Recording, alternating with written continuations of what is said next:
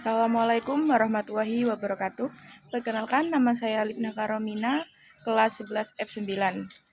Di sini saya akan menjelaskan tentang MPS.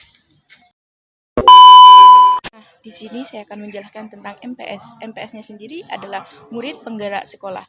Di SMN 1 Bangkalan, kegiatan MPS dan pengembangan sekolah menjadi salah satu program penting yang tidak hanya melatih pengetahuan akademik, tetapi juga membentuk karakter, keterampilan, dan kepedulian siswa terhadap lingkungan sekitar. MPS hadir sebagai wadah bagi siswa untuk belajar melalui pengalaman langsung, sehingga apa yang dipelajari bisa diterapkan dalam kehidupan sehari-hari. MPS dibagi menjadi 4 bidang. Yang pertama, MPS Perikanan, yang kedua, MPS Botani, yang ketiga, MPS Halan, yang keempat, MPKS. Yang pertama, MPKS adalah kegiatan yang berkaitan dengan keterampilan dasar dalam menjaga lingkungan kelas maupun fasilitas sekolah. Dalam kegiatan ini, siswa belajar bagaimana merawat ruang kelas dan berbagai ruangan lain agar tetap layak dan nyaman digunakan. Manfaat dari MPKS adalah tumbuhnya rasa tanggung jawab, kerjasama, dan kemandirian. Siswa belajar bahwa lingkungan belajar yang bersih tidak akan tercipta tanpa kontribusi mereka sendiri. Yang kedua yaitu M-Halan. M-Halan adalah kegiatan yang fokus pada pengolahan halaman sekolah.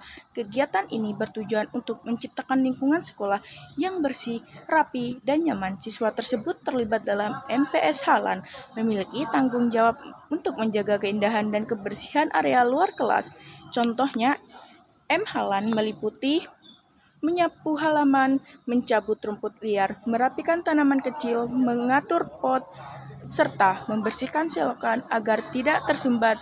Siswa juga turut serta memberikan ide-ide kreatif seperti menata tanaman hias agar terlihat lebih menarik atau membuat sudut taman mini.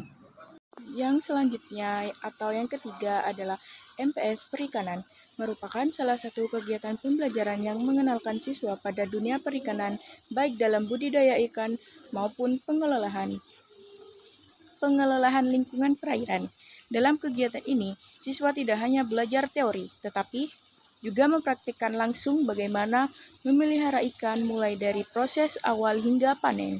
Guru memberikan bimbingan tentang jenis ikan yang mudah dibudidayakan, seperti ikan lele, nila, dan gurami. Contohnya, menyiapkan kolam terpal, mengisi air dengan volume yang sesuai, serta memastikan kualitas air tetap baik dengan mempertahankan tingkat kekeruhan dan pH. Siswa juga belajar memberi pakan ikan secara tepat, yaitu tidak berlebihan dan mengikuti jadwal yang telah ditentukan. Selain itu, siswa melakukan kegiatan pembersihan kolam secara berkala agar ikan tidak stres dan tumbuh sehat. Manfaat dari MPS Perikanan sangat besar bagi siswa. Mereka belajar menjadi lebih disiplin dan memahami bahwa memelihara makhluk hidup membutuhkan perhatian dan tanggung jawab. MPS Botani adalah muatan pembelajaran spesifik di sekolah yang mempelajari segala hal tentang tumbuhan mulai dari struktur, cara tumbuh, jenis-jenis, manfaat, hingga teknik budidaya. Di dalam MPS Botani, siswa diajak untuk memahami tumbuhan secara teori dan praktik sehingga mampu mengelola tanaman dengan baik dan memanfaatkan tumbuhan untuk kehidupan sehari-hari. Nah, di SMN 1 Bangkalan, MPS Botani dibagi menjadi 3 bidang. Yang pertama hidroponik, yang kedua tanaman hias, yang ketiga tanaman toga. Untuk di bidang hidroponik, seperti yang ada di belakang saya, yaitu hidroponik adalah teknik menanam tanaman tanpa menggunakan tanah, tetapi memakai air bernutrisi sebagai media tumbuh. Pada bidang ini, siswa belajar meracik larutan nutrisi tanaman, mengatur pH dan kadar air, menggunakan sistem hidroponik seperti UIK, NVT, dan DVT, menanam sayuran seperti selada, bayam, atau kangkung. Tujuan menghasilkan tanaman yang bersih, sehat, dan tumbuh lebih cepat. Untuk yang kedua di bidang tanaman hias, adalah tanaman hias, tanaman yang dibudidayakan untuk keindahan baik bentuk daun, bunga, warna, maupun tampilannya. Di bidang ini, siswa mempelajari cara merawat tanaman hias, teknik perbanyakan stek, cangkok atau akulasi, penataan tanaman untuk estetika lingkungan sekolah, mengenal berbagai jenis tanaman seperti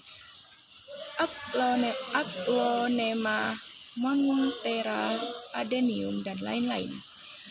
Tujuan menciptakan lingkungan sekolah yang indah dan meningkatkan keterampilan merawat tanaman. Untuk yang ketiga atau yang terakhir di bidang toga, seperti yang ada di belakang saya.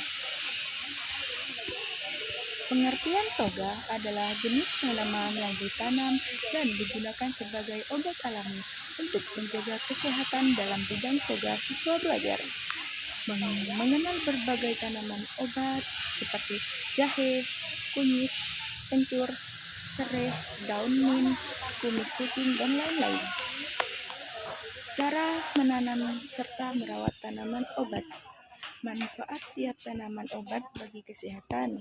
Cara mengolah tanaman obat atau ramuan herbal sederhana. Nah, untuk tujuannya menumbuhkan kesadaran hidup sehat dan pemanfaatan tumbuhan obat di lingkungan sekolah. Baik, terima kasih penjelasan dari saya. Kurang lebihnya mohon maaf. Wassalamualaikum warahmatullahi wabarakatuh.